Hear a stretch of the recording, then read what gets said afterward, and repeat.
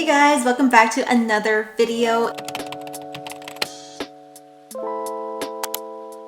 It is snowing so nicely outside, which is perfect because today's video, I'm going to be making some Christmas light bath bombs. I have been having so much fun playing with hand-pressed molds for bath bombs that are unique. They're not just the round shape. So I was super excited when I got this Christmas light mold from Fizz, and I have been dying to try it out. And I have a big Christmas event that I know that these guys are just gonna fly off the shelves if I have them. The color of this bath bomb is going to be a bright green, and we're coloring it using this emerald green hybrid. And what it means by hybrid is that it's both a dye and a lake together. It's gonna be my first time using this color, so we'll see how that goes. And we are scenting it in iced cran apple. And this is a Bath & Body Works dupe that Fizz sells, and it smells amazing. It's like Christmas apple, but with some tartness from that cranberry. And from the unboxing that I did, which is linked up here if you want to go watch that, this was my favorite scent out of the whole bunch because it's honestly addictive.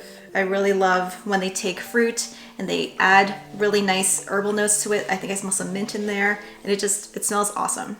And once all the bath bombs are made, we are going to dry them and then possibly paint the base of the bath bomb where the socket is a nice bright gold. So that is all going to be done in this video. If you want to see how it all works out, then keep watching.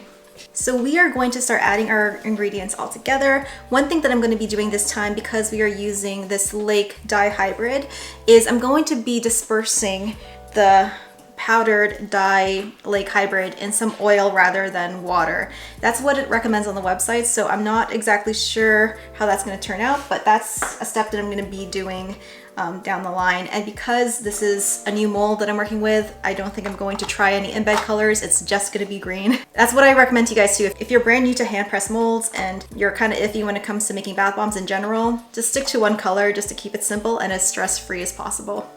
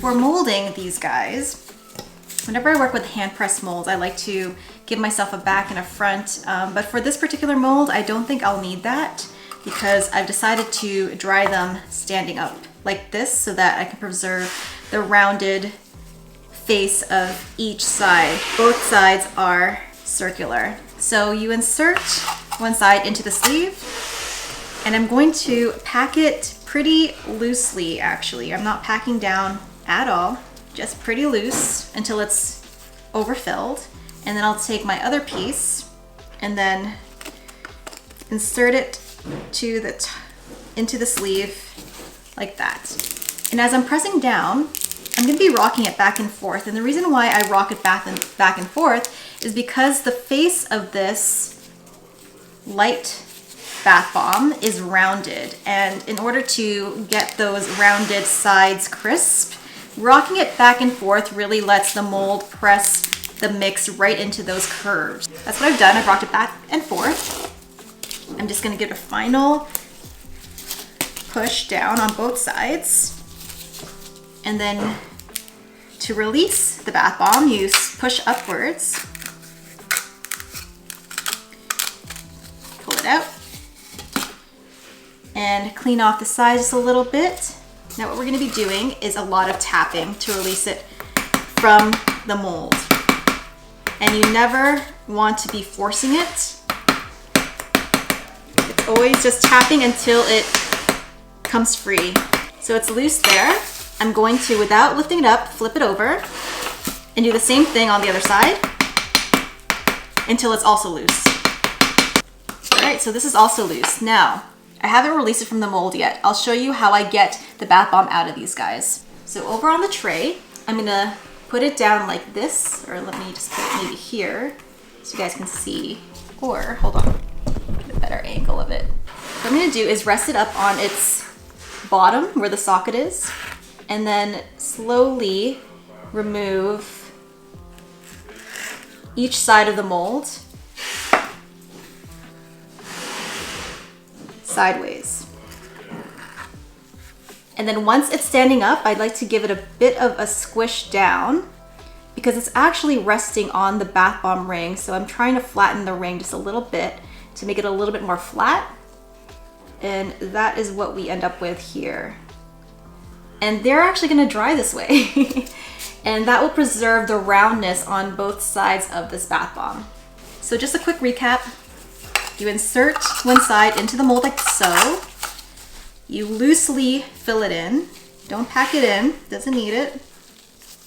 And once it's heaped up high, I'm gonna put the other piece in and rock it back and forth on both sides. And I'm gonna flip it over and do the same thing on the other side. Just rock it back and forth. And then one last press down on both sides. Gonna lift it up.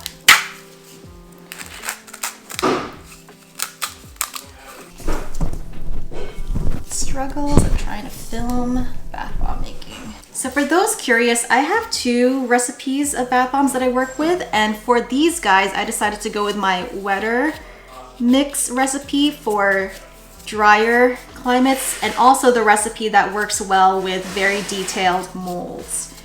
And you'll find that on my Patreon. So once that's clean, we're gonna do our taps, and then flip it over, put more taps. There we go. I'm never forcing it. I'm always wiggling it just a little bit to see if it's coming up loose on its own. Like this. Get one side free. Oh, and that one fell apart. All right, so we're just gonna have to redo that one. And this is what will happen sometimes. Just, that's okay. You'll just redo it. Here's my second try here.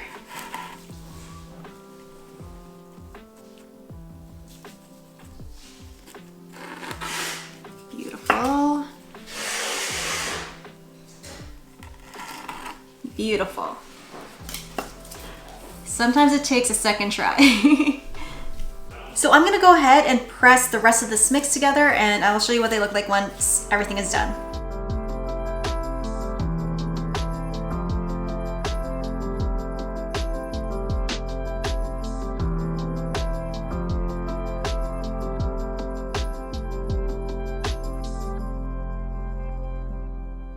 So we have pressed all of the bath bombs, and in terms of ease of use, I would put this bath bomb mold in the medium range. I definitely don't think it's the first hand-pressed bath bomb mold you should try. It can be tricky trying to get the light socket to stand up, and I am noticing as they're drying over here that they do get some cracking along the sides. So this cracking may get worse over time, but I found with these bath bombs, if they're a special shape, the cracking doesn't go into an extreme. It at least keeps the main shape intact. So that's my goal for these guys. I'm not striving for perfection, but a lot of them actually did come out really, really nice. So I can't wait till they dry. I'm going to take them downstairs. I'm gonna make them dry upright like that so that they keep their curves. And then once they're dry, we're gonna paint them. So I'll see you tomorrow.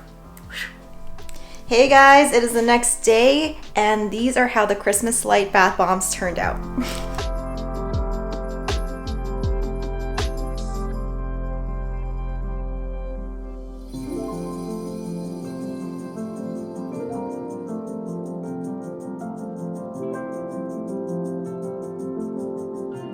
How cute are these? Oh my goodness. So the benefit of having them dry on their sockets is that they preserve the rounded bath bomb light shape that I was going for, but doing that also put them at risk of cracking, and we did have some cracking going on. I don't know if this is showing up properly.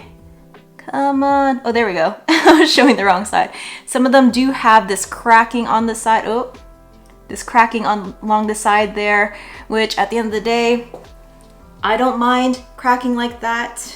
It's still a bath bomb. It'll stay intact. It'll ship well.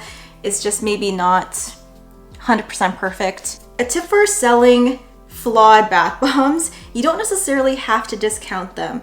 What I do with my bath bombs that are a little cracked is I sell them in person. So whoever buys them can see that there's a crack in them and decide whether or not they want it. And if the same bath bomb gets passed over again and again, then maybe I'll put it into the broken pile. But at the end of the day, it's a bath bomb. It's gonna dissolve.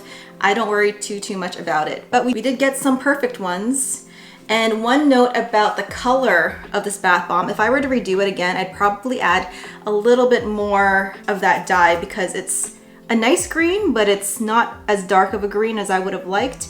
I just didn't use enough dye. I tend to go on the light side with my dyes, so I'm not 100% surprised about that. And then we have these two that fell over. Their socket base failed them, so they couldn't stand up properly. But again, they're still a light bulb shape.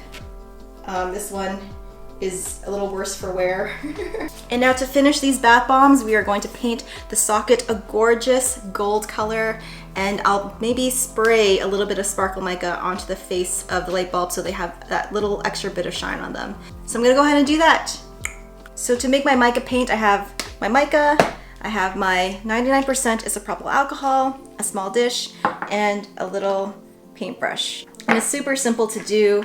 I don't have exact measurements for this. I usually just eyeball it. I drop a little bit of alcohol into the dish, and then I add some mica to the dish. And if I find that it's not colored enough, then I add more mica. And if I find that it's too thick, then I add more alcohol. So it's kind of just an adjustment, figuring it out as you go along. I'm trying to see if I have a thicker paintbrush. This might be the better paintbrush because it's thicker. So I want to cover a lot of surface area. Yeah, I'm gonna try to use this one.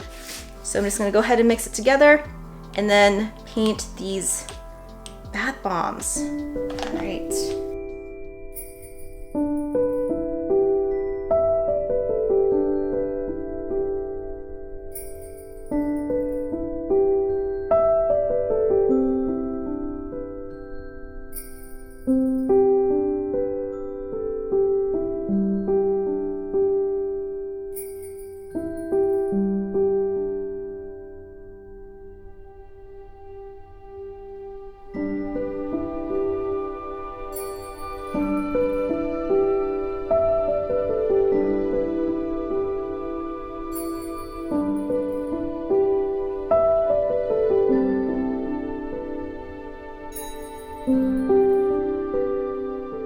Oh my god, these look so cute with their gold sockets. And now to finish them, we are going to dust them with some very fine mica for that extra glisten. I just go across like so.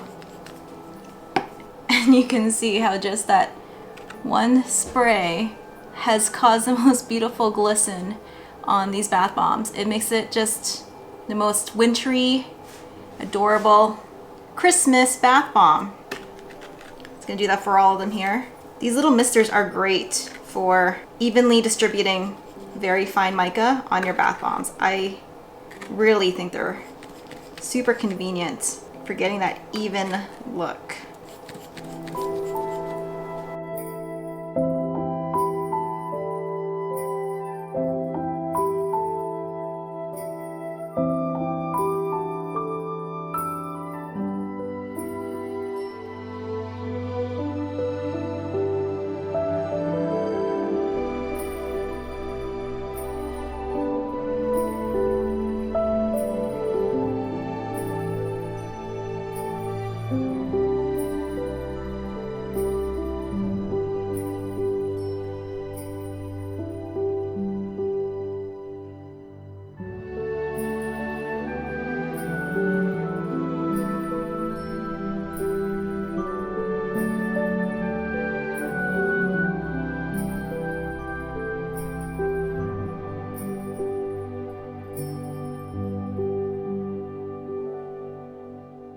Oh my god, I love how these turned out.